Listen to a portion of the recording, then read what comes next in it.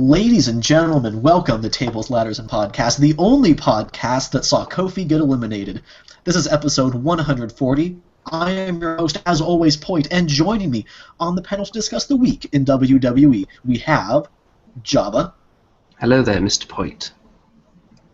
Hello. And Zevon. Hello, Point. Hello. How are you gentlemen doing? I'm tired. Oh, so tired. Ambivalence. Excellent. Alright. So, should we just dive on into the news? Well, Yes, I think yes, we should. first we should tell the audience that, as you can see, the usual news hound or on-the-spot newsman, the anchorman of TLP, if you will, Wereman, is not here right now. So, because his sizable news boots are so large, in fact, it's going to take two men to fill them. So, first up, to bat, we've got Mr. Zevon. Well, probably going to strike out, but I'm going to go for the left boot. So apparently, there's a backstage report going around that Samoa Joe and Sami Zayn are headed to the main roster either prior to Mania or literally the day after. It says that Zayn might be going into a feud with Kevin Owens for WrestleMania, and Joe may be showing up at the very end of it. So, that's big. Also, apparently Sheamus, sometime on Monday, broke his arm. I heard it was tendonitis. Tendonitis, because his arm's in a cast, so everybody's kind of speculating on what happened, but tendonitis, I've had that. That'd be terrible too. So it was a full cast and not just a sling. Yes, a full hard shell cast, like Cowboy Bob Orton style cast. Yeah, that's God, not the kind of thing you put on someone's arm if they're just resting it for a couple of days, is it? You would think for the most part, unless it's something to do with his wrist and they're trying to stabilize it. So, according to a report that I had read, he's going to still be on TV, but like Wade Barrett, he just won't be wrestling. So half of a... So the injury bug is biting everybody who's going to become a champion at this point. So the League of Nations can pretty much continue what they're doing right now, which is run in, stomp on people a bit, and occasionally get beaten up. Yep. And then no repercussion for it at all. Yeah. As far as people actually taking the moves, there probably won't be Mr. Sheamus while his arm is in that condition. Okay. Likely not. Probably be Rusev. Poor Rusev. Poor Rusev indeed. Or Del Anyway. Yeah, I guess, but still, poor Rusev. He's already been doing it for, what, a month? Well, it seems more likely to be Rusev, actually. Did you see there's a bit of heat on Rusev at the moment? I don't know if either of you are planning to cover that as a news item. But I had heard about it, but I wasn't sure, because a lot of people said there was apparently some sort of airport incident with Rusev and Lana, and there was heat for him not standing up for himself.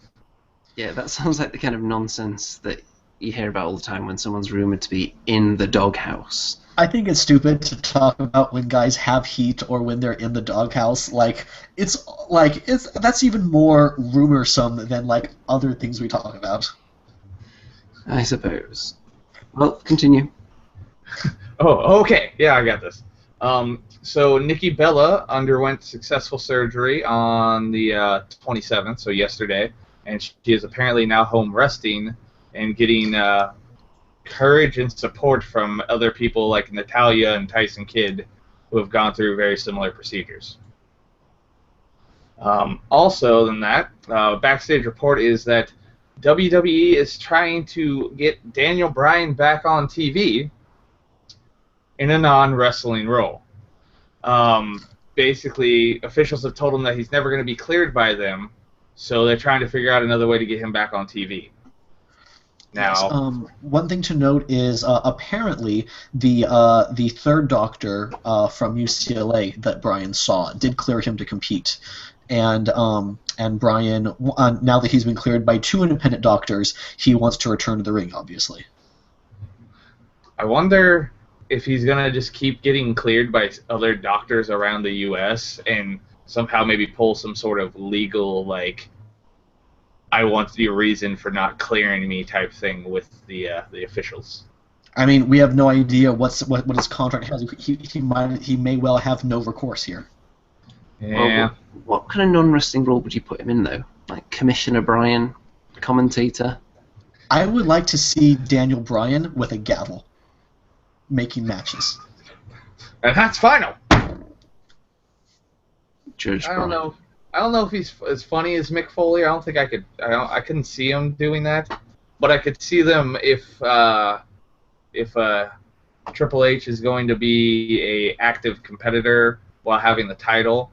They do need to have some sort of face kind of holding them back, so they can't just do whatever they want. So I could see them having an appointed general manager position or something like that. Wait, get this, you'll like this one. The Authority will certainly need reining in at some point. Huh. Um, Anyway, So that's all I had so far. Well, okay. Mr. Boyd, would you like to step both of your feet into the right news boot? All right. Well, something that we had talked about before the show, and we'll go back and forth whether to discuss this, but it's on WWE.com, so I think it's fine to talk about it. Okay, Shinsuke Nakamura is coming to NXT. This has been officially announced, as I said, on WWE.com. His first match will, I believe, be at the TakeOver before WrestleMania. Has anyone in this podcast seen him wrestle before? Yeah. I watched last year's Wrestle Kingdom. I watched the one. I don't know who it was, what year it was, but I knew he was facing AJ Styles for the IWGP IC title. I think that was this year because he won it, but that was an amazing match. Well, we know he's damn good because Wehrman says so. He's good. He's on an AJ Styles level. It's just he fights the strong style, whereas AJ's learned both styles. So, irony. So if he appears on TV and he's terrible, then we can question Wehrman's judgment forever going forward. Yes. Fair? Yeah, we can refill his boots with someone. We can. I So, don't know how that works. Mr. Poit, have you got any other footprints to make? I don't think so. Well, I think that pretty much wraps up our news coverage then. A little sparse, since of course those are difficult boots to fill, especially hopping along with both of your feet in a single boot makes it doubly difficult. We're pretty So- coordinated. We got this. Shall we move on to our weekly talking points then? Yes. Because Are obviously- we going to start with the Rumble? I think we probably should, because that is the major deal of the week. Mm-hmm. So, That hurts.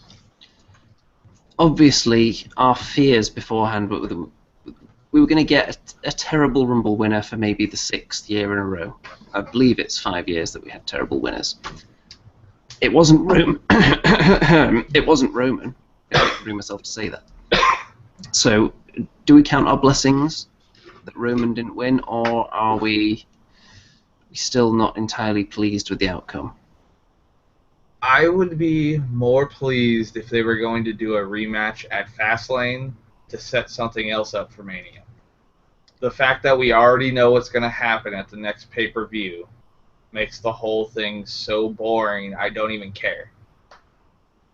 I have the network, and I'll probably just speed through the main event. Yeah. Does anyone have any desire to see Roman Reigns versus Triple H as a WrestleMania main event? No. I would like to see that as a match at WrestleMania. I have no desire to see that as the title match. I think we can all agree on that. Now, whether it was their first choice as a WrestleMania main event is another matter, because obviously there have been a lot of injuries, including Yes. the likes of Cena, Rollins, Orton. And now I- Sheamus. Yeah. I think personally, with The Undertaker having a match and it being probably his last match, I personally don't think the title's going to go on last anyways. Are you sure? Because if you remember the last time there was a big iconic match going on at the same time as Triple H being in a title match, Triple H did go on last, and half the audience had left the arena by the time he got to the ring. But that would be more the reason to put The Undertaker on last. I don't know if Triple H would allow himself to be taking the title into a match that wasn't the main event. So they did use the phrase main event when talking about the title match for, at WrestleMania, but they could just, change the main event to a main event, like they have in previous years. Or they could bill it as like a triple main event. They did that on SmackDown, I think it was 2 weeks ago, where they had a triple main event. It was like 2 title matches and random tag match. Not even actual tag team, just 4 people. You haven't been on TV in 3 weeks. No, it was a 6-man tag match. Oh god, that's even worse. Where's Teddy Long? So, does anyone think that if it weren't for the injury crisis, Triple H would have actually won this match? I think if there was not the injury crisis, Triple H would not be champion right now. I think the reason, I agree, but I think the only reason they won it is I think they know internally that nobody wants to see Roman Reigns versus Triple H anyways. So they're like, okay, well, we'll make it for the title. Maybe that'll have some prestige to it. No, still won't. Now, is there any chance at all that Ambrose or Lesnar wins at Fastlane? There would have to be humongous backlash for that to happen, I think. And I don't see the backlash being that strong because people just don't really care enough about Reigns at the moment. They don't hate him as harshly as they used to. They're not quite as... But they had a choice to make. They had a choice going into the Royal Rumble because they've lost, obviously, a few people with injuries. Do you, A, go for the safe option and put it on someone who's already been there to the main event of WrestleMania? While you're trying to build the biggest WrestleMania of all time, you don't want to take a risk on somebody and risk it maybe even not selling out and embarrassing you when you're talking about how it's going to set new records and being the biggest of all time. Or do you, B, take a risk with someone young, which will be better for the future, but maybe not do as good numbers in the short term? Well, okay. Something I wish to ask. If every WrestleMania is the biggest WrestleMania of all time, then at what point can you take a risk on a less established guy? SummerSlam. Survivor Series. Yeah, if that's their thinking, we just can't make stars at WrestleMania anymore. Although they did pull it off last year with Rollins. Whether that was their plan the whole time is another matter. Yeah, that's true. My thing is, if they wanted something, they have a division of people like Kevin Owens, AJ Styles, Dean Ambrose, of people that they're going to put into an 8-man tag freaking ladder match. One guy wins all, kill each other, throw them through tables match. There's going to be one of those with 10 people in it. Instead of having that yearly match, why don't they just build the mid-card around other things and put 2 of those people in the title match? I'll tell you this right now. I would pay a lot of money to see a Kevin Owens versus Dean Ambrose main event at WrestleMania for the title. They could do title for title. That would be far too entertaining, I'm sure. I don't think that, even though Dean Ambrose and Kevin Owens would put on an amazing match, and we would all enjoy it, I don't think they are the marquee names to sell a WrestleMania. Should they be by now, though? But the thing, the thing is, 1, should they be by now? Yes. They're being held back, that's why they're not. 2, if you're going to make the main event like an Undertaker thing, use the title to strengthen your mid-card. You're using the title as a title, and you're building more people for later on, too. So I could see them pushing some stupid Roman Reigns versus Triple H, like Hell in a Cell, and then The Undertaker versus whoever, Brock Lesnar again, you know what I mean, as a main event, and using the title, while, yes, it would be something like, if it was Owens versus Ambrose title for title, that pushes them in that echelon. 2 of those titles going title for title, I could see them doing it. It makes sense. It's just the annoying safe option that they often fall back on. If you remember the various times that either Cena or Randy Orton got injured, the other one would invariably pick up the title shortly after. And now that both of them are out, they think, well, the one guy that we were pushing, the one new guy we're allowed to push at a time, who was Rollins, we can't really go with him anymore because he's injured, and our backup plans are injured, so who else is a safe bet? Well, there's Triple H. They don't want to gamble on anybody in these situations anymore because they don't want to hot shot people, as it were. But they've had people in a position where they could have been elevated to that status quite easily, like your Kevin Owens, for example. How would you guys feel if the spot that Triple H is in right now as the corporate heel champion, what if that exact same spot was filled by The Rock? That would be... I brought that up. It would be more fresh. The Rock hasn't actually been wrestling... He's wrestled less than Triple H in the last, let's say, 4 years. Yeah. Yeah. I think the main thing, though, is that he's been on TV Actually, less. No. I think he's wrestled more than Triple H, because you got to think, Triple H has really only had Mania for the last 2 or 3 years. That's all. Well, The Rock's worked, what, Survivor Series? Didn't he do a SummerSlam? He did stuff But with he hasn't Cena. wrestled in like over a year. Yeah, he didn't do every wrestling. No. But Yeah. the main thing is, though, he just it hasn't probably been on comes out TV. to around the same. Yeah, Triple H has been on TV in a very, very prominent role that whole time. And you could argue that the entire time Sheamus was champion, he was Triple H's proxy. And the entire time Rollins was champion, he was kind of, hey, you're that guy that's not as good as Triple H. When Orton was champion, Triple H explicitly said that he was just Triple H's proxy champion.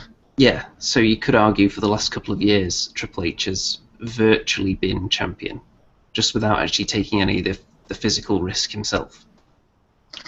So maybe that's why it doesn't feel fresh, even though he personally hasn't held onto the belt in quite some time. Mm-hmm. It could have been anybody, though, as the corporate stand-in champion, and it would have been very interesting, apart from Sheamus. Now, something that was pointed out over on TPWW by a Mr. Vito Cruz. So like, you know, Triple H coming out to number 30 in the Rumble. That should have been like, you know, a big moment. The announcers should have like, you know, sold it as a big deal. Like, you know, the authorities out to screw Roman Reigns, etc., etc. What does Michael Cole say when Triple H's music hits? He's been in 9 Royal Rumbles. Didn't they say he also is the, he set a record for the longest time in between winning Royal Rumbles for like 14 or something like that? Because Really? didn't he win the last time he made the comeback, like in 2002, and that was the only time he won the Rumble? Because other than that, he was the champion. But the point is, if you don't know he's in there, you shouldn't just have all these stats to hand. You should be reacting with emotion. Exactly. Like, Michael Cole listed off a number of facts, and like, it was definitely, you know, a clearly prepared thing. Cole clearly knew that Triple H was going to be number 30. Mm-hmm. Well, that's kind of the problem with the commentators now. You don't really buy that they believe in what they're watching. With Jim Ross, you could forget that it's not all real for a few minutes, just because he was so passionate and crazy. But Yeah. you don't really get that with Michael Cole. The most emotion you get out of him was, "I've got goosebumps, John." So, Yeah. let's move on to what's going to happen with the other guys who probably aren't going to main event, but are heading into that position at Fastlane. So like, how are we discussing the Rumble? Are we still talking about the Royal Rumble match itself? Yeah, we're talking about the Rumble match and the fallout thereof at the moment. Okay. And we'll move on to the other matches and how they affect everything shortly. So Lesnar, of course, in the Royal Rumble, taken out by the Wyatts. Mm-hmm. So you would assume that it's going to be Lesnar versus probably Bray at WrestleMania, with the rest of the family lurking around the ring. Although the dirt sheets are saying it's going to be saying that Taker will be facing Braun Strowman for some reason. What if they did some sort of really crappy, like, Lesnar, Taker, Kane tag team against the entire Wyatt family? A 3-on-4 handicap tag match. I feel like Kane devalues that a little bit. I think The Undertaker would just come back as Lesnar's being beaten up for like the 8th week in a row and say, you know what, after everything we've been through, I respect you, Brock. Even though I kicked you in the nuts all those times. How about we go and kick these guys in the nuts together? And then they're like... As a side note, on the subject of nut kicking... Can there be a freeze frame? Which is always a great seg, right? Yeah. On Raw, when Styles and Jericho shook hands, I was totally expecting Jericho to kick him in the nuts after. So was I, actually. Yeah. That did seem to be the way it was going. Because if you remember the last time Jericho was angry at the end of a match, he did kind of moodily storm past Reigns and Ambrose, didn't he? Mm-hmm. Yeah. But yeah, I mean, so the Wyatts all get, like, you know, the non-Bray Wyatt members of the family all get eliminated by Lesnar. Real fast. And then they just come back into the ring and eliminate Lesnar, and then rather than, you know, we all expect Lesnar to then go into the ring and wreck shit and you know, throw Bray out of the ring. But instead, he and Heyman just walk away. That didn't seem to make any sense whatsoever. Well, I would also thought, like, how could I say this? Here's something that would have been cool. If, say, like, he went to the back and, like, during part of the match real quick, they cut to, like, Lesnar and Heyman screaming at, like, Vince and Steph or something like that in the back. And then all of a sudden, like, at number 29, Brock Lesnar comes back out. And you see an unconscious Curtis Axel. Yeah, but something like that. That would have been more entertaining, or at least been, like, consequences. There's like, yeah, fuck him. It's been established that Brock Lesnar can be controlled by Paul Heyman up to the point that he is angered. And then he just destroys everything in sight.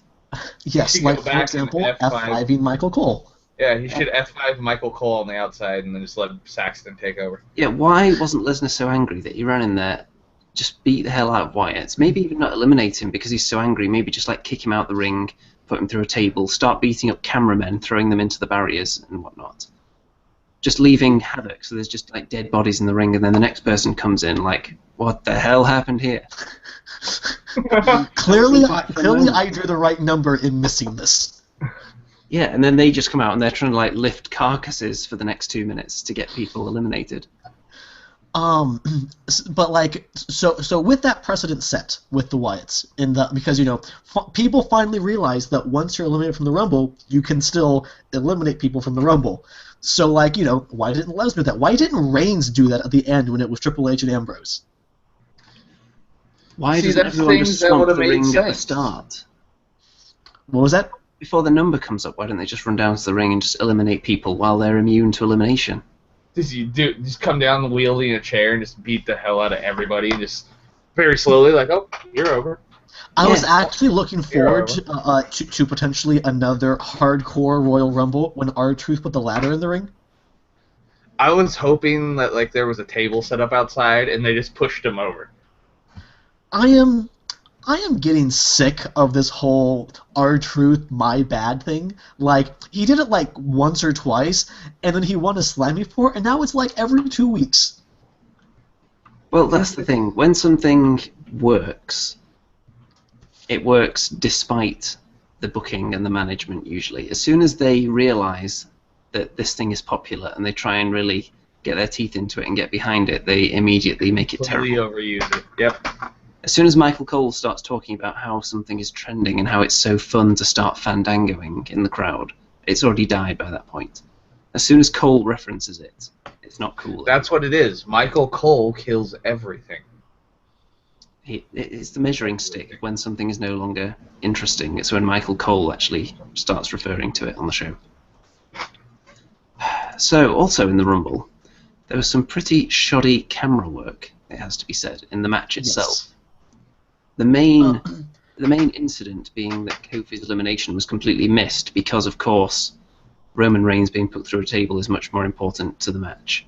Yes, I was very annoyed with how the camera was focused on the brawl outside rather than, you know, the Rumble match itself. But I'm actually not sure if that was the worst offender in the Rumble match. Oh. I was more thinking about AJ Styles' debut. Yep. because if you watch the video on WWE.com, it has good camera angles. Whereas if you watch the actual Rumble, it just is focused on Reigns' face the entire time. This bewildered look, like who is this? I don't know this man. Because like, is this new entrance music that no one's ever seen? But what would have made the moment so much better is if the camera actually showed the Titantron when his entrance video says "I am" and then pause, phenomenal, and then the crowd just pops everywhere because holy shit, it's AJ Styles in WWE, and we definitely got the giant pop, but we didn't get we didn't see the reason for that pop. And for another few seconds, we didn't it was like a time delay on that, which I think really made it a little less enjoyable. Also, there was another point in the match as well. Someone did some kind of high-flying move. I can't remember whether it was Styles or Neville or who, but the camera just completely cut away the split second before it landed.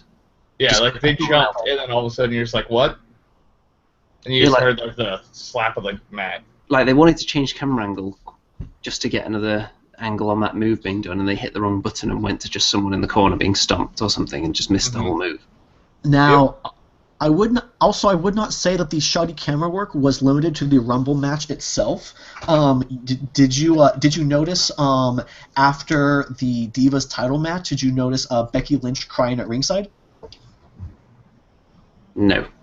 That's because the camera didn't fucking show it. Well, was there a fan video of that was leaked out? Video or picture or whatever. Do you think it was a conscious choice for them not showing that? I don't know. I think I think it definitely should have been part of the story. It seemed like as soon as the match was over, there was an element of, okay, she's done, let's focus on the next contender now. It was much like what happened when Sami Zayn was taking time off of NXT, when basically as soon as Samoa Joe's music hit after his second title match against Owens, everyone forgot about Zayn. Whereas Samoa Joe was pasted over Sami Zayn, basically. Pretty much. And then I think they kind of expected to do the same thing here, where Becky Lynch loses and then immediately just Sasha Banks replaces her. An adequate replacement, I would say. So, as far as the Rumble match was put together, I think it was pretty damn solid if you ignore just the booking of the ending. Overall, it didn't seem to drag at any point. There were no times when I thought, oh god, there's like 5 terrible people in the ring now, and you could zone out. There were always people in the ring that you cared about all the way through the match. Which hasn't been the case in some other recent Royal Rumbles, because even at the end, obviously you had Ambrose in there, so you were holding out hope that maybe he could do it. Would you agree that Kevin Owens was basically the only person who was appropriate to eliminate AJ Styles? Possibly. Honestly, I wish AJ had gotten this. If they wanted to make something big, he should have been like the final 3. I don't think a Kevin Owens who had literally gone through 2 tables and couldn't stand by the count of 10 should have really been able to eliminate many people. He could have lasted, but I don't think... if you save him to the end, if you put him in the final 4 with, let's say, Triple H, Roman Reigns, and Ambrose, if Roman Reigns or Ambrose eliminate him, especially Reigns, would get heavily booed, and they're supposed to be faces. So then have Triple H eliminate him. Easy. If you have Triple H eliminate him... That symbolism's a bit too much. Triple H eliminating AJ Styles from the Royal Rumble. I think Triple H would look at the end of the last 2 Royal Rumbles and say, whatever happens, they are not going to boo me out of the building. Okay, well, what about Ambrose? It's every man for himself. Actually, so according to a recent podcast episode from PW Torch, the original plan was for Ambrose to eliminate Styles, but Kevin Owens fought to replace that spot with him. I get the point. I just don't get how he would be able to physically do that after going through 2 tables. He had a couple hours to rest. Also, I don't think he had that long. And he was selling it as well, which is more than can be said for Mr. Reigns after he was completely destroyed, put through a table. 5 minutes later, came sprinting back to the ring, fully It was recapped. not 5 minutes. It was like 10 or 15. Okay, Kevin Owens had an actual rest, whereas Roman Reigns had one of those rests in an RPG where you just hit rest and the screen turns black for about 10 seconds and then suddenly your health bar's at full. That's the kind of rest he had, which has no place in something that's supposed to be making you suspend your disbelief like professional wrestling, in my opinion. It was very Cena-esque, if you ask me. Because Owens and Ambrose were selling the effects of their injuries from their match, even on Raw as well. Not just in the Royal Rumble match. So, anything else to discuss about the Rumble itself? One thing. Apparently, according to the same PW Torch podcast, the original plan was also to have a Tough Enough winner Josh in the Rumble, but he was replaced by Sami Zayn. What the fuck? So we get Sami Zayn instead of the Yeti. I would have been so fucking pissed. I would have rather had fucking Marcus Louis than fucking that guy. Yeah, notice that there were no like old legends in the Rumble. The only the only surprises at all were like Triple H and Sami Zayn and AJ Styles. The reason being, it was for the title. Exactly. So they wanted to have more credible superstars in the Rumble compared to... Which is why they had Mark Henry and Jack Swagger win a match on the pre-show and then be eliminated within 30 seconds of getting in the ring. So apparently those two have formed a tag team over the past month or so. Oh. Sucks? Is that their name? What's that? Is their name Sucks because they suck? I think they're called the Patriots. Oh my god, can they please make a bunch of deflated football jokes? And come out wearing hoodies.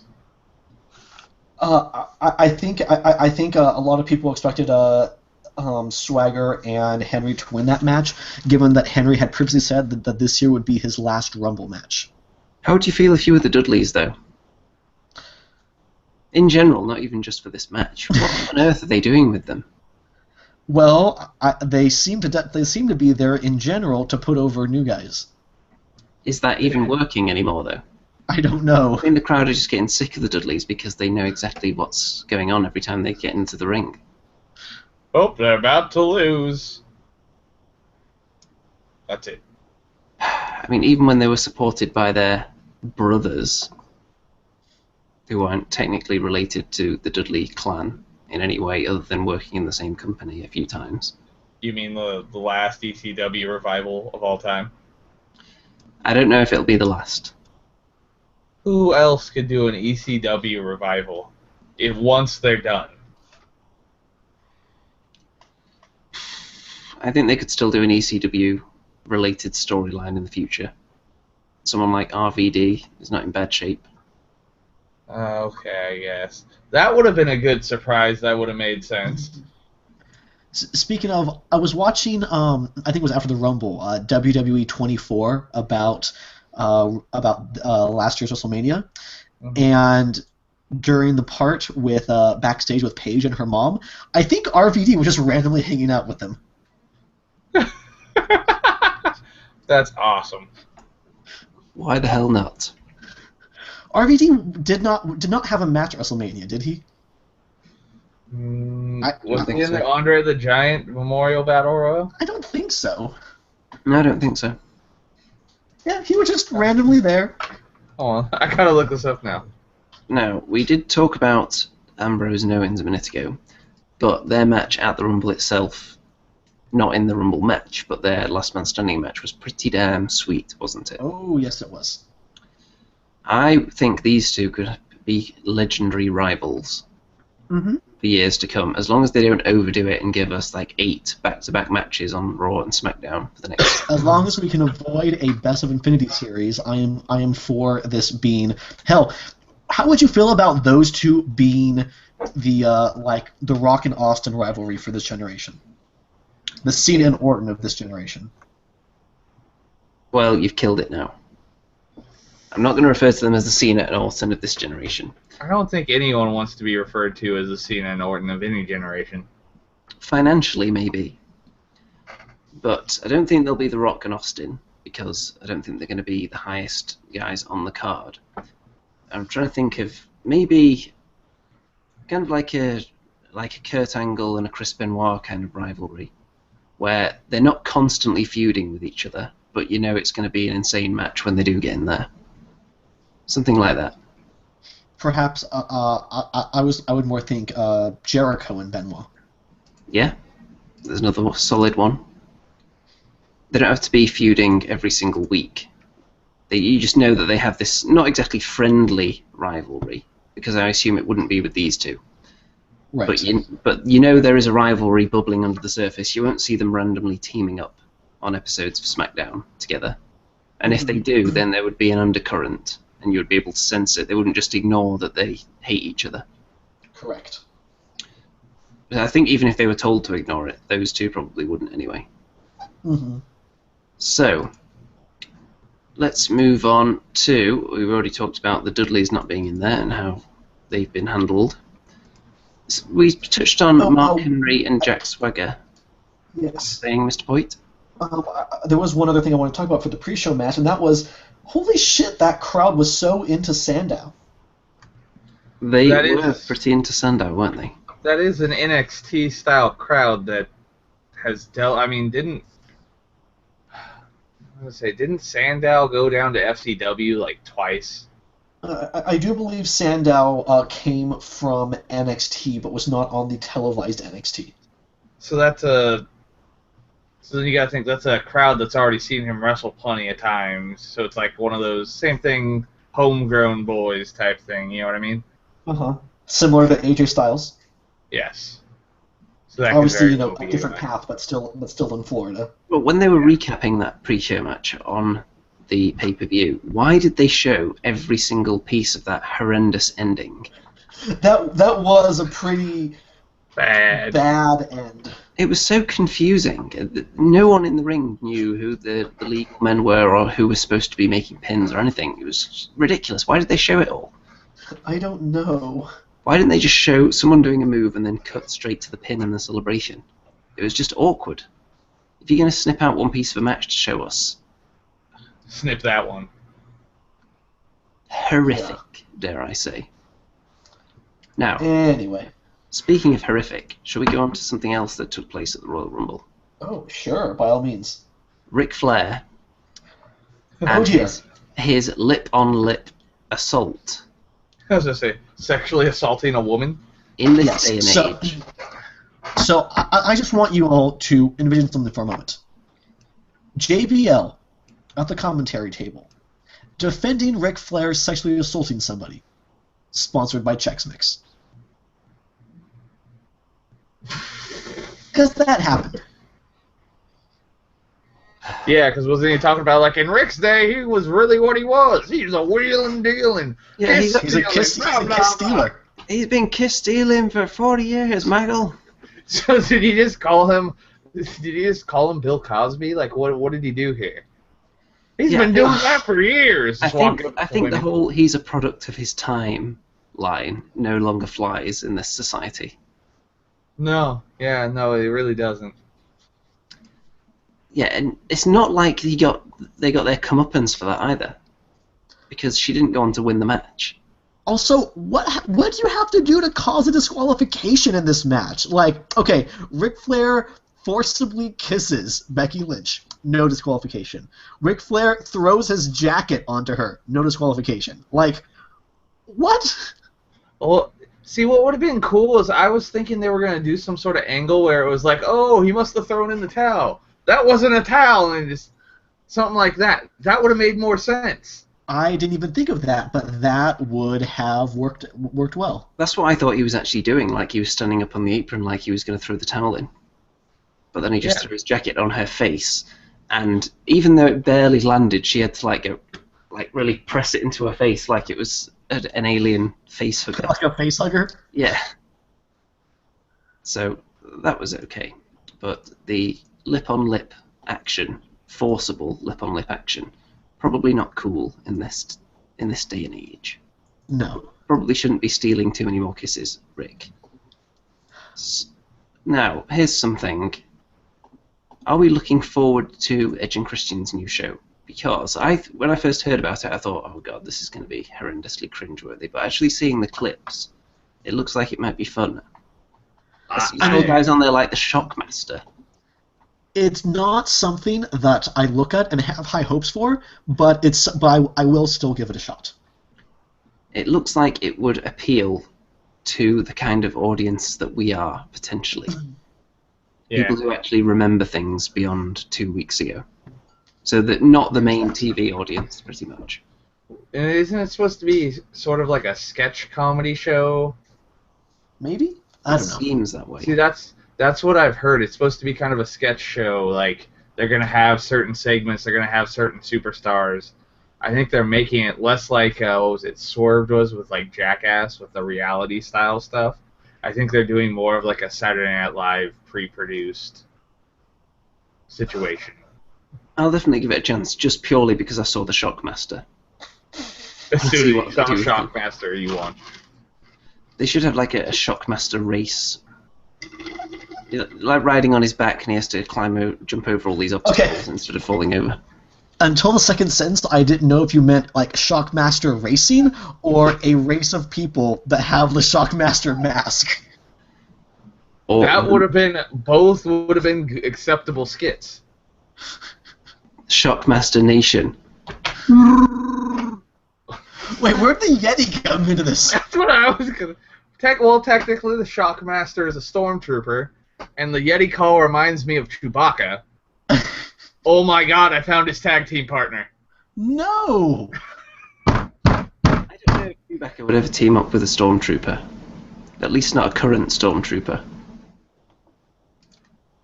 Maybe if the Shockmaster's reformed. I feel like we've gone slightly off track here, guys. Slightly. So, anything else from the Rumble pay-per-view? Did we cover all the matches? Nope, so if you've got anything to say on any of them, now is the time, Mr. Poit. Oh no, I asked, did we cover all the matches? No. Oh, the US title match. And the tag match. Huh. Thoughts? Question mark. I thought the US title match was good, and I hope that this is a sign that they're going to be continuing the Kalisto experiment. I believe it was Del Rio who said in a recent interview that his goal right now in WWE is to make Kalisto a star. That's good. Is he planning to do that by trading the title back and forth with him for a couple of months? I don't know. I hope not. I really don't want at next year's WrestleMania Kalisto to be defending the championship as like a 67-time United States champion. To be fair, that would be a wonderfully horrible storyline going into it. Who is it that's like a 15-time hardcore champion but never actually held the title on television? It was all house shows? I don't know. Isn't Raven like a 32-time hardcore champion or something stupid like that? Or Crash Holly? Back in the day, on every Raw and SmackDown episode, pretty much, the champion would lose the title and then win it back by the end of the night. Because someone like walked into a door and knocked themselves unconscious. The good old days. So back when wrestling was fun. Obviously they want Kalisto to be the new Rey Mysterio because the Sin Cara experiment failed, no matter who you put under the mask. That just wasn't working. Kalisto, he's very Rey Mysterio-esque. Prime Rey Mysterio-esque. So they can definitely squeeze, hopefully, 10 years out of him before his body starts to break down. Wrestling that style. That regularly. So I think they're going to... I don't know if they're going to over-push him. I think they're going to certainly try to put him in a position where he may start heading towards the main event, but I don't know if that's their plan right now. I think they're just testing him out and priming him for that role, should the fans take to him sufficiently. The problem I have is they're already, like, billing him as, like, the underdog champion that overcame, like, they're already like basically telling us that he's Rey Mysterio before he's done things to make him worthy of being called Rey Mysterio. I think not mentioning Rey Mysterio would be even weirder, though, since he looks almost exactly like him. So Yeah. I think you kind of have to. His mask is suitably different, so that any little kids out there that still have a Rey Mysterio mask will be thinking, well, my mask doesn't have that like dangly bit on the back. I need a new mask. Are there any kids who had a Rey Mysterio mask who are still kids and want a Kalisto mask? Well, let's say there were some kids that were 5 when Rey Mysterio was still in WWE. In order for him to have been around enough for them to buy the mask, that would have been, what, 3 years? Maybe 4. 4? So yeah, if they're still under 12, Okay. they could want them some Kalisto merch. So, Sweet merch. Yeah, how about the tag title match then? How many times are the Usos just gonna... Look at the frustration. I got nothing. Like, it was another New Day and Usos match, and they're gonna probably have another one at Fastlane and another one with the Rocket Mania. So the New Day were really entertaining coming out to the ring. It was a pretty good match. It had the Usos in it, so we didn't really care. Same next time. Yeah. Yeah. Has there ever been a case of one team carrying an entire division so much? Probably. Because usually, in the past, when the tag division has been awful, there hasn't been a standout team in there. Usually all the teams have been subpar. But the New Day are actually well booked, and they perform really well in every aspect. But all the other tag teams are just so far below them on the tag team totem pole. It's quite ludicrous. But do you think if they turn the Usos heel, maybe do a double turn at some point, that could work? I think it'd be more entertaining. I could definitely be up for seeing the Usos win the title in a double turn. It would definitely keep this story, somewhat fresh, which is something that it's missing right now. It's lucky that the New Day can just talk so well and Yes. entertain the audience before the match, because as soon as the Usos come out, the audience do join in with the when we say "oos" bits, but after that they're kind of dead, aren't they? No, I mean the audience also joins in and says what's up to R-Truth. That doesn't mean they like him. Yeah, you can't put too much stock in that at all. So, before we move on to our NXT talking points, anything further, shall we go on to the crowd chants, lines of commentary, and such? I assumed we were going to do Raw. Well, we've still got some Raw bits to do as well. Yes. But I'm thinking that since the Royal Rumble discussion was so lengthy, Yes. and I'm sure the audience are all rumbled out at the moment. So how about some lines? Have you got any there, Mr. Point? I don't think I do. Okay, well, first of all, Lillian completely destroying the Rumble rules again, for at least the second time in her career. Why don't they just... I did find a line of commentary Oh. from the Rumble match when there were 6 guys left in the ring. Michael Cole said, "We're down to 5."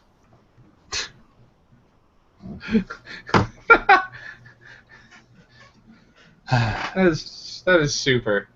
Okay, I've got a few. I'm not sure if this was the Rumble or Raw, but there was a crowd sign right in the front row that said Brock Lobster, with a picture of Brock's head and little lobster claws sticking out. Yeah, that was.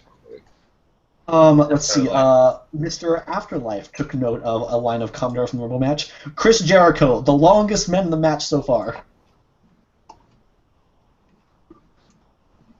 Did he have some pictures tweeted out there by a disgruntled relative, perhaps? I don't know. I would assume that's the only way that we find out these things. Roman Reigns was helped out by medics, but he did leave under his own power. Well, that's good to know. Here's one from Michael Cole. When Kalisto clearly kicks Del Rio in the buttocks, he says, "Kalisto with a kick to the..." lower back. A really long pause. And then, of course, during the New Day... Ass kicking, Michael. During the New Day match, there were, of course, the Francesca chants. And play Francesca. And as Kevin Owens was setting up tables in the Last Man Standing match, there was a very audible fan nearby.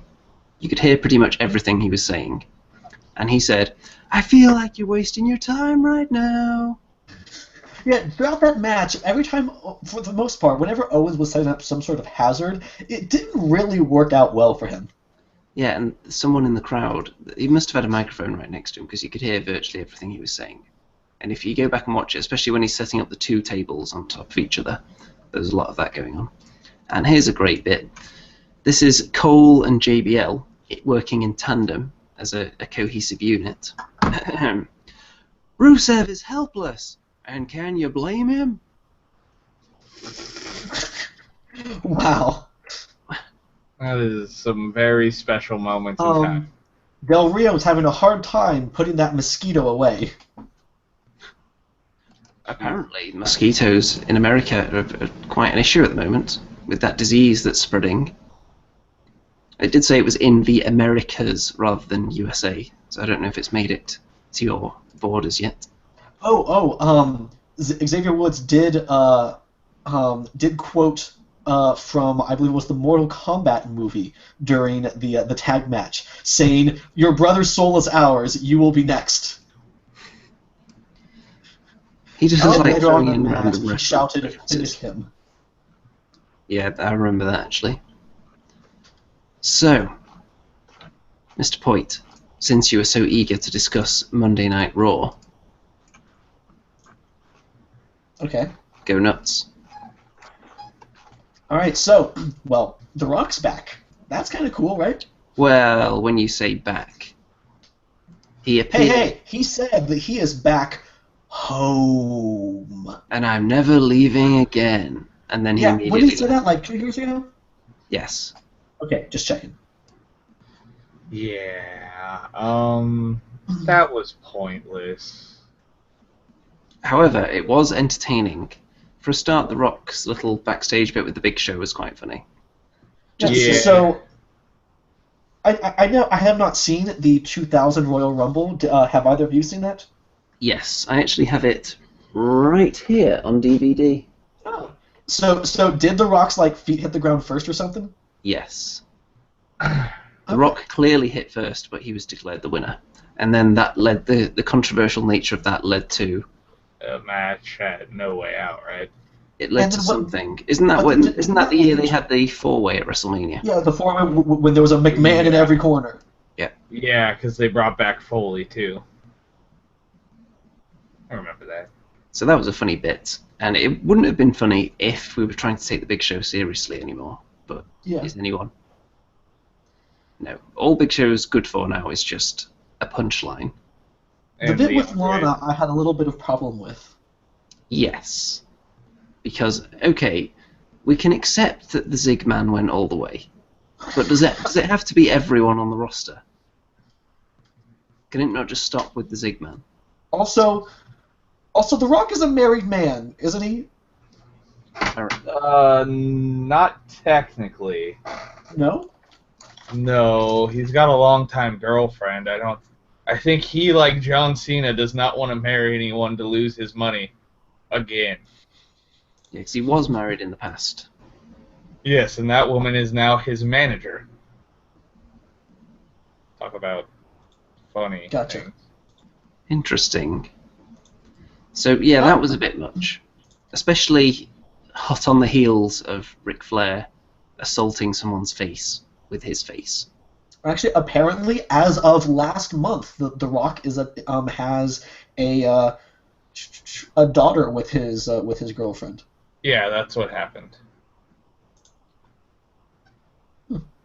Anyways, yeah. So that whole bit with Lana, like basically just like was that basically just slut shaming?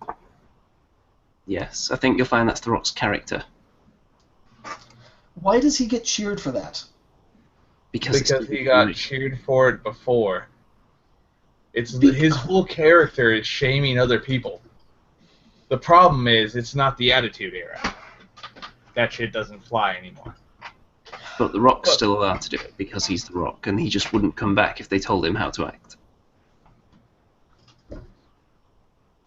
They just accept, hey Rock, go out there, try and rekindle whatever passion these people had for the wrestling business. Yeah, I'm sure that that Vince was not happy about Rock going and saying hi to the guys dressed as legends like Hulk Hogan and Randy Savage. Maybe Yeah. not. Yeah, that definitely wasn't on script. Particularly the Hogan guy. Uh-huh. Because I think even on commentary they've only referred to him as the Immortal One since the incident. Mm-hmm. But now, okay, so the New Day came down for this segment. And one thing I can point out, the New Day did refer to Byron Saxton as the best commentator at the table. Which is true. Yeah. But that it still felt very much like an oh snap moment.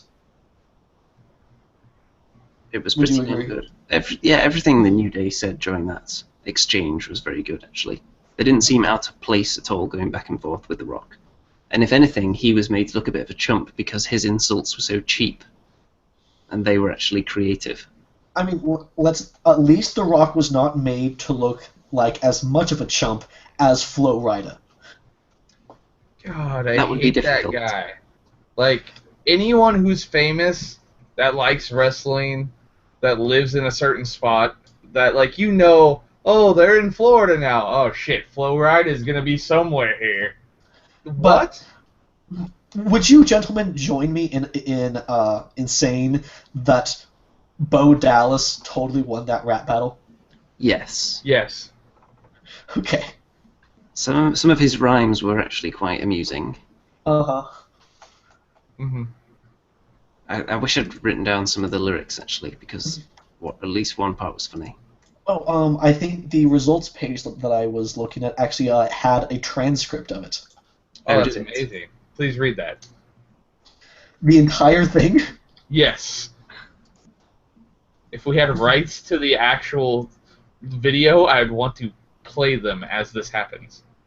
So we'll just have to use Point as our video player. So just a couple excerpts from Bo's verse. You sucker punched my friend at WrestleMania 28, but I'd be upset too if I was named after this awful state. So There was one part that was really overly wordy. The Danny Tanner bit. It may have been. What was that part? You need to channel your negativity in a more productive manner. You hold an ace high, but I hold a full house like my name is Danny Tanner. Yeah, that's it. In a more productive manner. Who would say that in a rap? Bo Dallas. I'm sorry. Bo Rida. Well, to be Yeah, fair, that I was would the best probably thing. use that in a rap. Words like that. So, anything else? So let's see. Anyways, back to the bit with The Rock and the New Day. So I mean, this is totally leading to a 6-man tag at Mania, right? Is it really, though? Where else can it go?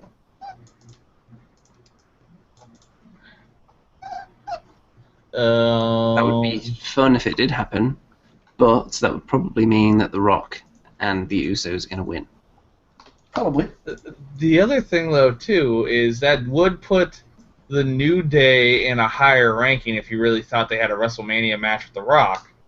So that means they could be getting some of the respect they finally deserve as a act. You know what I mean? Say if The Rock Also- comes back and, like, I want to work with them, this is how we're doing it.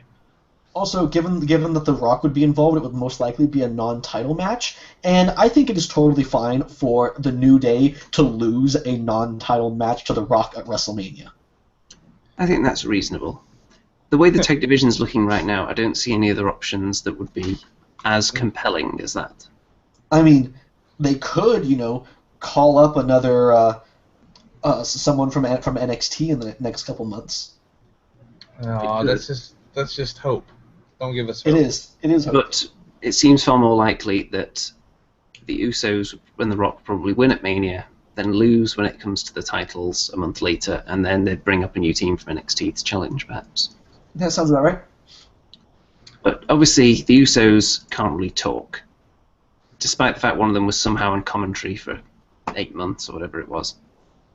So having The Rock there, who clearly can talk, to take on the New Day, who are masters of the stick, as it were, at the moment. Mm-hmm. So I think that would be fun. Now, another thing to talk about for Raw, AJ Styles versus Chris Jericho. Yes, that's not something we thought we'd ever see. I'd say that this was a... I don't think it was the best AJ Styles match that I've seen, and, I wouldn't expect it to be, but it was a pretty good match. It's a pretty good match, but I think the problem is Jericho is not as explosive as he once was. No, I do think I would have preferred to see AJ's debut match to be against, I don't know, Neville. Or Dolph Ziggler. Mm-hmm. I imagine someone bouncy.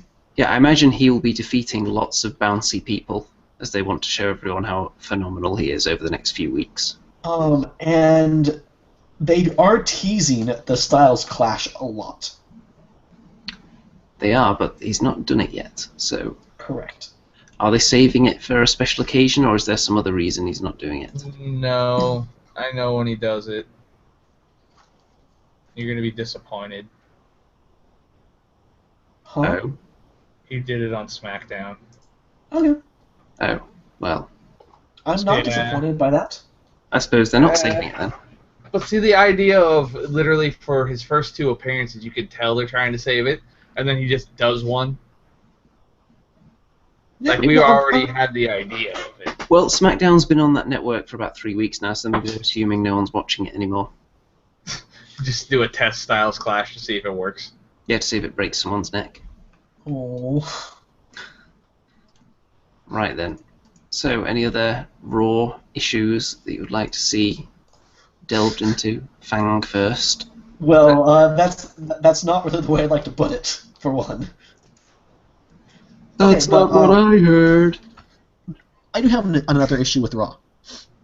Okay, so throughout the whole night, the announcers are talking about, the authorities talking about how all these wrestlers are trying to impress the authority in order to get into the main event of Fastlane, because the winner of that match goes on to the main event of WrestleMania for a title match with Triple H. Right? So far, so Yes. good? Yeah. At the end of the night, they just come out and announce Reigns versus Ambrose versus Lesnar. One of those guys wasn't even there on Raw to impress the authority. And not only that, but surely, the authority aren't upfront about what their intentions are. Surely, if Triple H is the champion, he's not going to want to pick the most impressive person to face him for the title. What if he had picked Bo Dallas because of his impressive rap battle? What if he had just put all of the social outcasts in a fatal 4-way at Fastlane to see who challenges him? Now, I know that wouldn't be best for business, but if he wants to go with what's best for business, why not just immediately pick Brock Lesnar? Would you say that while the existence of this match on the road to WrestleMania is something that we have in the past bemoaned, I do think this would be an excellent time for the Elimination Chamber. Possibly. Yeah. Do what they did back in, I think it was 2012, where you have the main event of Elimination Chamber be a #1 contenders match in the chamber. Aw, poor Kofi. Kofi? Didn't he get destroyed outside of the chamber and someone took his spot? Like Orton? That happened at some point, yeah. I don't think it happened that year. Yeah, is there any other sport where you can just attack someone on their way to competing and then just take their spot? No. Can't think of one off the top of my head. Unless maybe it's a team sport, and the guy who's going to start in your position, and you just trip him so he falls into something and breaks his leg, and they say, "Well, coach, I'm here, I'm ready." I suppose it could work under those circumstances. Yeah. I don't know. What was the thing with Tanya Harding and Nancy Kerrigan? Does that qualify? Wasn't that like a like a pipe to the shin.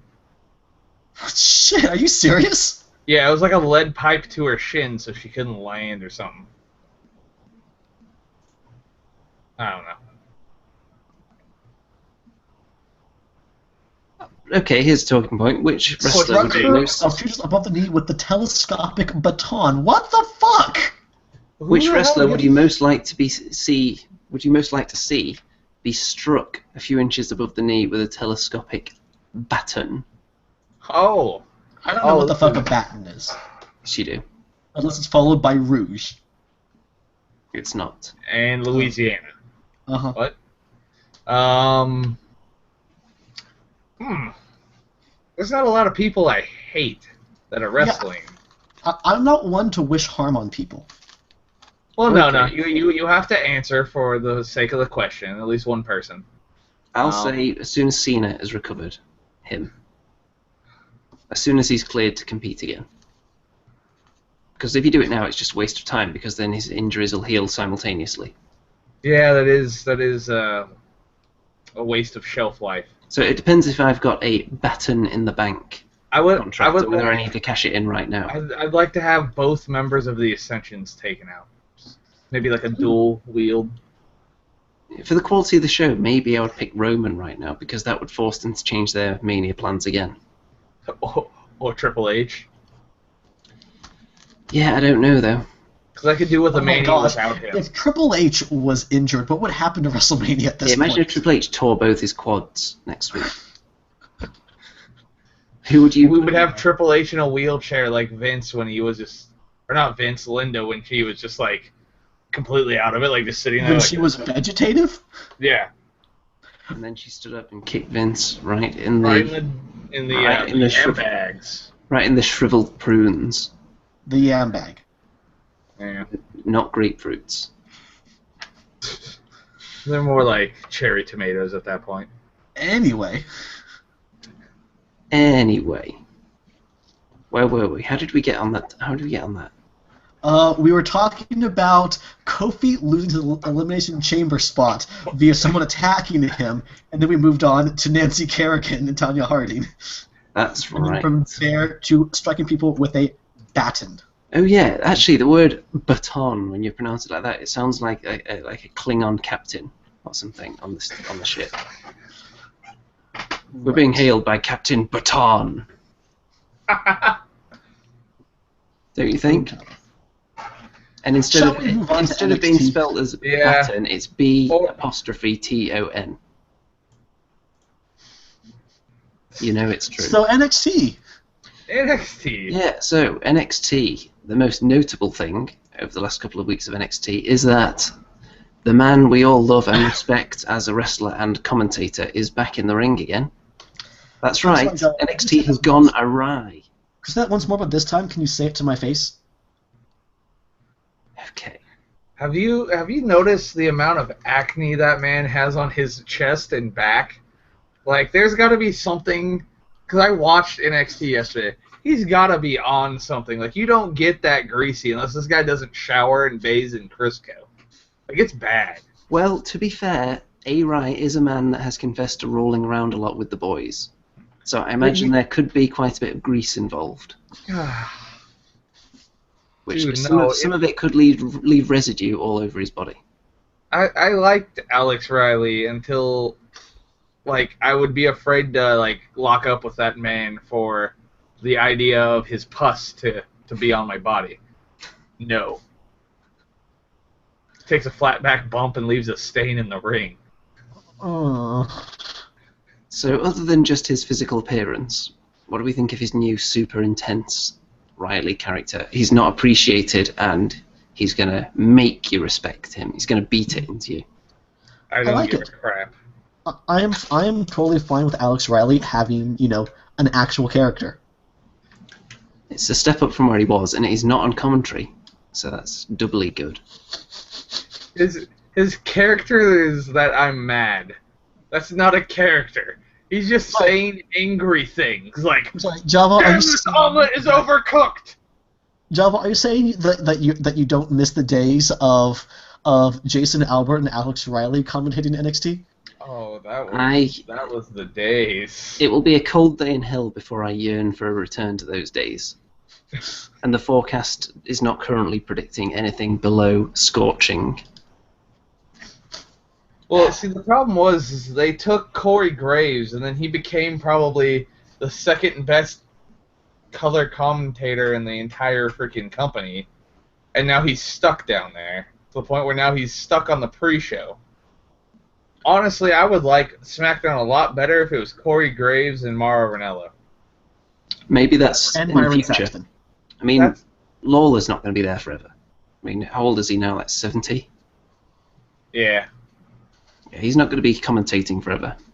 He could just, if he doesn't just have another heart attack at the table, then you would Jerry assume, Lawler is 66. you would assume he's going to retire at some point. Yeah, didn't they just say that, what was it? Didn't they just move him to SmackDown because of his recent heart attack? Like, they didn't want him on the road 100% of the time now, so they literally took him off the road minus just the SmackDown tapings? Well, I would imagine they'll try to phase him out the same way they did with Jim Ross. First they just sent him to SmackDown, and then they kept reducing his role until there was nothing left. So maybe there'll be a spot for Mr. Graves at that point. Hopefully not A-Rai, though. But anyway, he is back, and he's very angry, and he's going to beat people up. And I think that's it.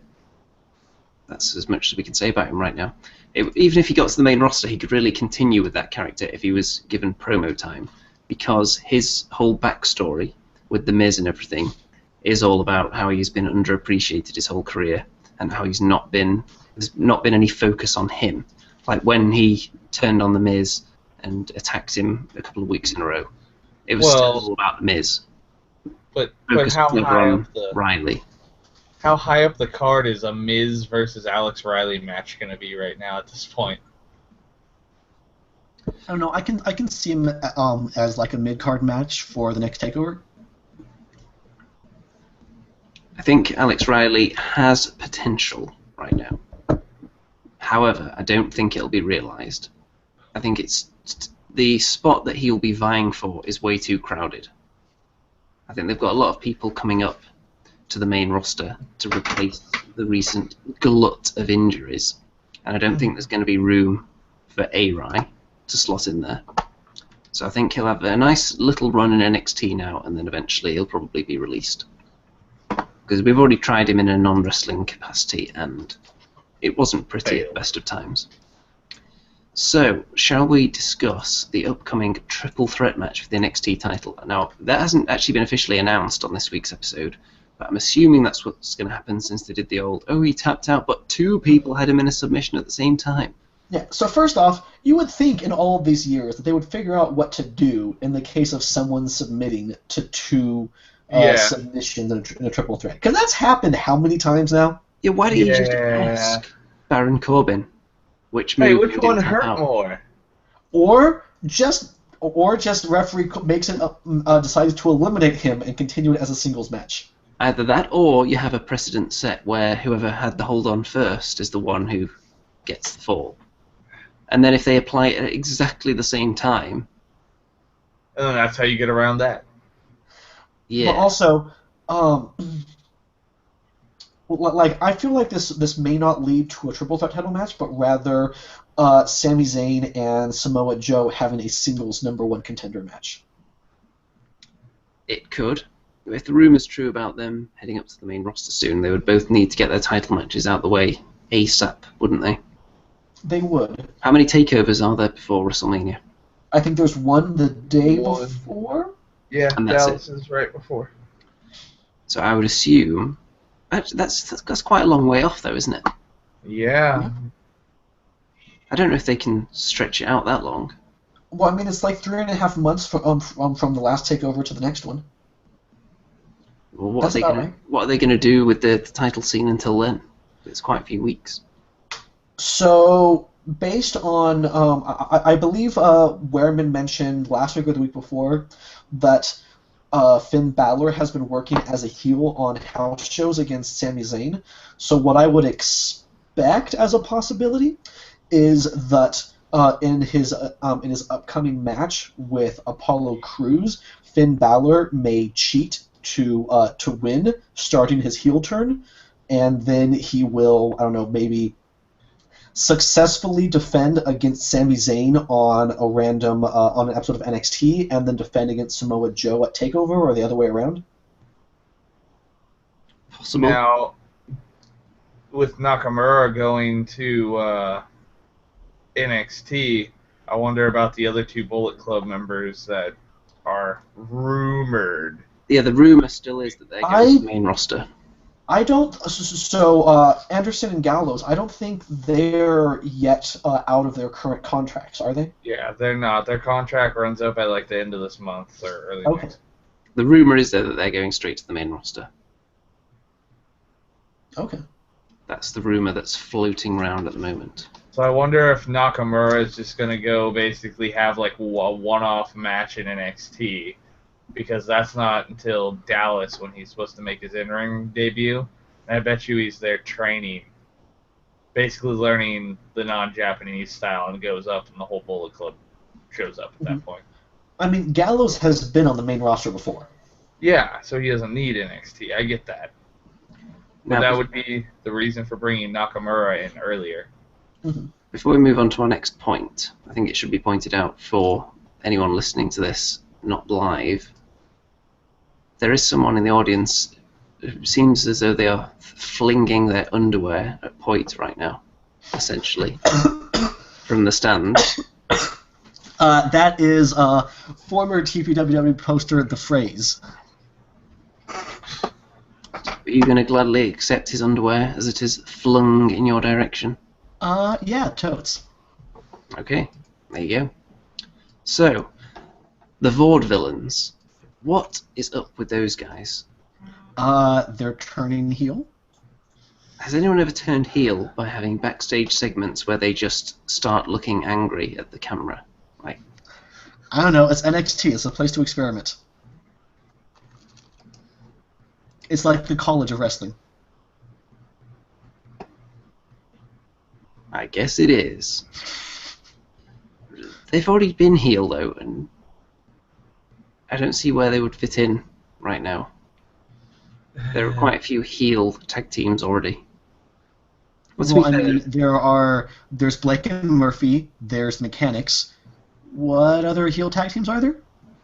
Well, I was mainly thinking that the champions are heel at the moment, and then there are also Blake and Murphy, former champions, still in the mix, as it were. But if you go on the assumption that the, whatever they're called, American something. American Alpha.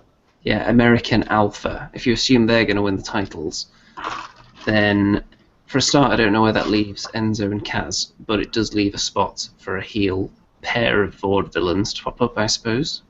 I think that leaves Enzo and Cass as going up to the main roster. Yeah, they're the ones who I think would be going up, logically. They have to go up at some point. And at this point, they're so over they don't need the titles. I think that's really what's kind of hurt them, is they got so far over that they never needed a title to make something. And the last month or so, Enzo and Kaz have been experimenting with their more serious side. Mm-hmm. So is that kind of the last part, the final piece of their training jigsaw before they go up? They thought, well, actually, if they want to call you up, we should probably teach you guys something, because you've been doing the same thing for 3 years. How about you be serious for a little while, see how you handle that? Because I'm sure on the main roster at some point you will have to be serious. Mm-hmm. And they'll just say, what about Santino? I was about to ask, was Santino ever serious? Yeah, probably not, but it rounds out their education a little bit just before they want to call them up. So they know that if they put them in a spot and they are required to be serious, they've got some evidence on video that they can actually pull it off now. Hopefully that's the case, and hopefully it's not them saying, well, we want them on the main roster, but we want to completely change their character into something serious, which wouldn't be anywhere near as over with the crowd. Yeah. Hopefully that's not the case. Anything else from NXT the last couple of weeks that we should? I think that's all I have to discuss. Mm-hmm. Well, in that case, I think, Mr. Poit, have you been sent a pack of umbrellas yet? I have not. No. I'm pretty sure you were going to handle that, Zevon. I got this. It's already in the order tray on Amazon with his address on it. I had to get paid. Okay then. So, umbrella-less, perhaps for the final time. Mr. Poit, would you like to assume the position and dispense your verbal wares? Well, as ever and always, I would like to first do a quick shout-out to our friends over at the Game Buoy video game podcast, your stop for left-of-center gaming news and views.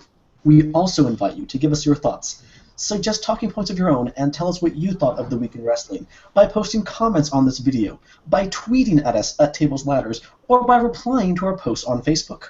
We also ask that you follow us on Twitter, like us on Facebook, and share our posts. Rate us and subscribe on iTunes, and shop on Amazon.com using our affiliate link.